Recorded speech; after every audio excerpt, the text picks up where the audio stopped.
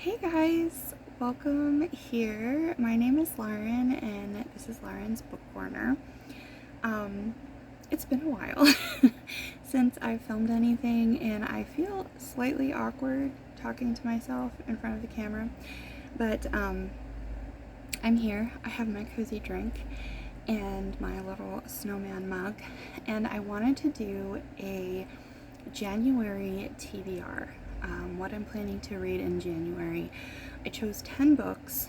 Now, will I get through 10 books in the month of January? Maybe, maybe not. Sometimes I do read 10 books in a month. It just kind of depends how the month goes. But I chose 10, and we're going to dive right into them. So, get yourself a little cozy drink and come and join me as we talk about what I'm planning to read in January.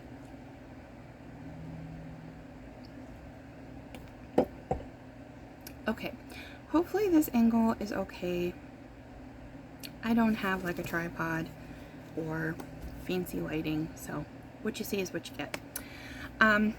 Okay, so I have my little notes here, but for January, I wanted to try participating in the Category Romance Book Club, which is hosted by Sarah from Reading Category Romance. She is one of my favorite booktubers to watch, and the way that she's running the rules, if you will, of this book club are we're just reading Category Romance, and she's going to choose an author each month, and then we can pick a book by that author as long as it's Category Romance. So that is what I did, and the author that she chose for this month is Terry Wilson. Now, I have a very small physical collection of Category Romance, not a ton at the moment, because I'm very new to it.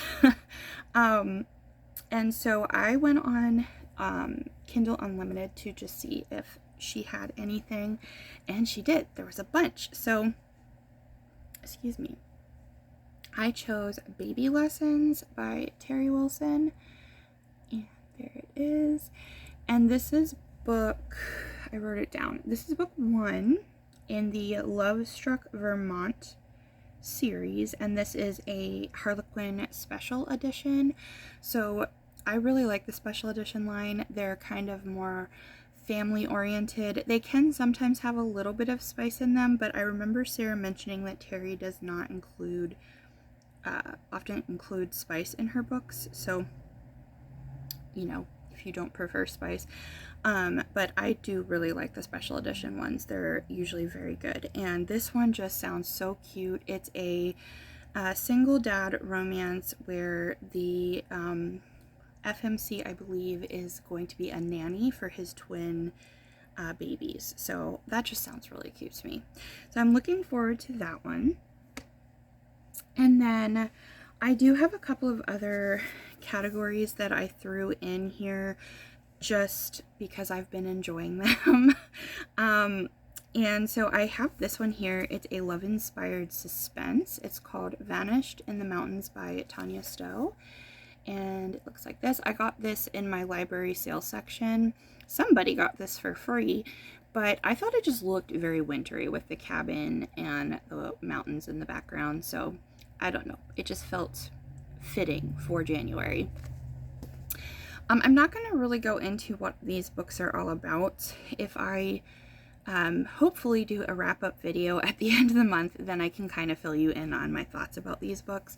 I also want to continue reading Christmas through January, so I chose Christmas Security by Lisa Childs. This is a romantic suspense, and it's a bodyguard romance. Now, this is part of a series, but from what I understand, you do not need to read these in order.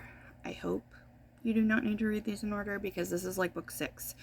But it just sounded really good. I found this at Walmart, and my husband put it in my Christmas stocking. I picked it out, but it was, you know, he let me get it for Christmas. So, anywho's, so there's that one. I do want to read or start adding a historical romance into my reading lineup each month. I've been slowly collecting some older historicals when I find them at the thrift store, or my library sometimes has them in their little Friends of the Library store. So recently I found this one by Joanna Lindsay. I've never read anything by her before, but this is Love Me Forever. This is book 2 in a series, but again, I do not think that you have to read these in order. So I'm going to be rebel and read this one, but this one does have a step back. It's a Scottish one, and apparently this was $5.24 at Kmart. And this book was published in 1995, so looking forward to trying that one. Sorry, my dog's in here, and he hears my son running around downstairs, and then he thinks that somebody's attacking us. He's work. Coco, shh. Shh. Coco, shh. It is hard to find a time to film when you have children and a dog.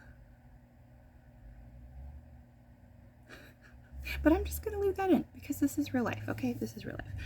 I also want to try reading a Nora Roberts each month. So I started collecting Nora Roberts books this year, or 2025. Whenever this is uploaded, it might be 2026, but I'm filming this on New Year's Eve. I really, really like Nora Roberts. I wouldn't have said at the beginning of this year that she was a favorite author, but I started reading more of her books. She makes me think of my grandma because I know my grandma really liked her books. And the more I read from her, the more I grew to love her writing style and her characters and the way she writes family and suspense.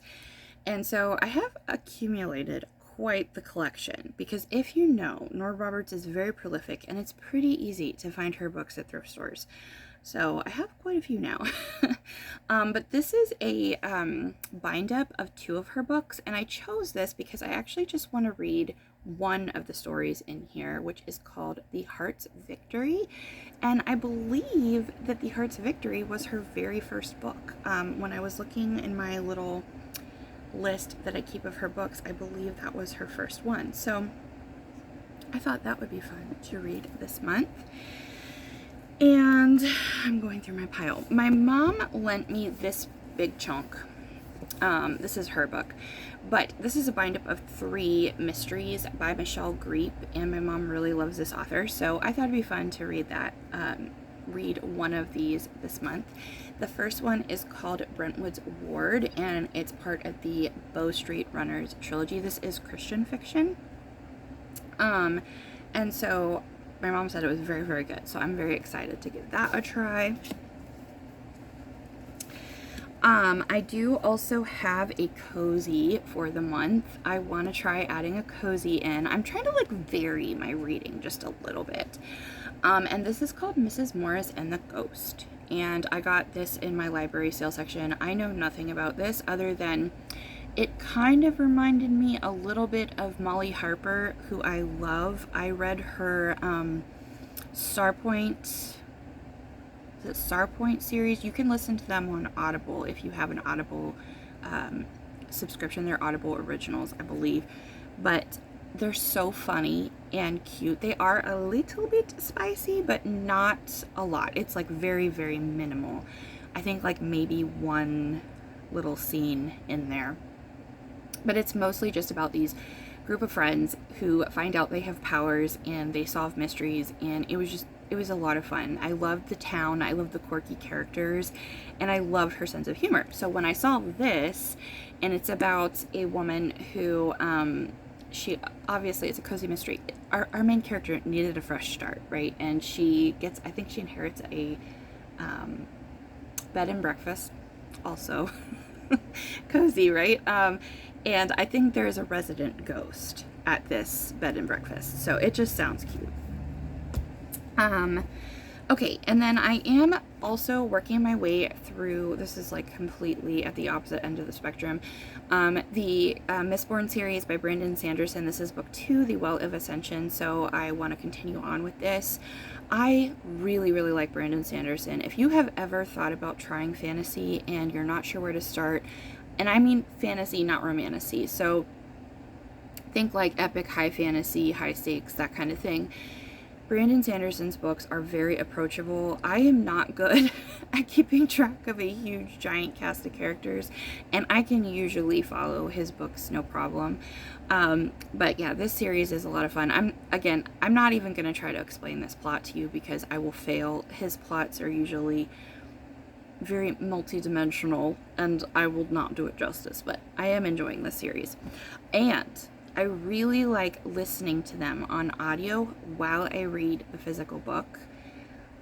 It just helps my crazy little brain to focus, and they're narrated by Michael Kramer, and if you've never listened to a book narrated by Michael Kramer, you need to. He's amazing. I love his audiobook narrations. I also want to read Remarkably Bright Creatures by Shelby Van Pelt. I've actually already started this, so it's going to be a rollover from December. But this is general fiction, I think. It has a little bit of mystery. I think there's going to be like a very small touch of romance, and mostly like about a family and grief. And there's a really fun octopus in here named Marcellus McSquiddles, which I just think that is the best name ever for an octopus. But yeah, I'm enjoying this so far. And then lastly, I'm out of breath. I don't know why. Lastly, I have Good Spirits by B.K. Morrison. I wanted to read this in December and I just didn't get to it, so I thought I would roll it over into January. This is a paranormal romance because I believe our male main character is a ghost of Christmas Past. So I think it has Christmas Carol vibes, and I just think this cover is so stinking cute, and I love the sprayed edges. Looking forward to this one as well. I've actually never read anything by B.K. Morrison, so that is my TBR for January. And you know, will I get to these? I don't know if I'll get to all of them, but I'm gonna try. And thank you guys so much for watching. I hope you have a blessed new year, and I will talk to you soon. Bye!